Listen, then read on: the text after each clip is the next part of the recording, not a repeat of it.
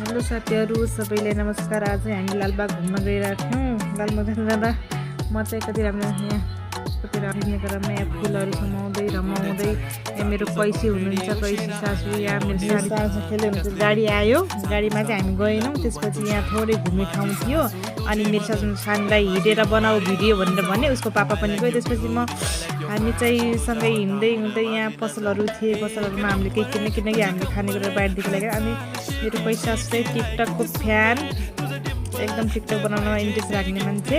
त्यसपछि हामी घुम्दै घुम्दै घुम्दै गयौँ। मेरो सानी यताउति खुब रमाइलो गऱ्यौँ। त्यसपछि यहाँ गार्डन जस्तै ठाउँ थियो अनि हामी यहाँ पानीको थियो। अनि त्यसपछि मजाइ कति राम्रो भन्दै म आफ्नो बेला आफ्नो फेस देखाउँदै थिएँ। त्यसपछि मेरो सानलाई फोटा खिचौँ न, हामी तिनजनाको फोटै छैन भनेर फोटा खिच्न लाग्यौँ।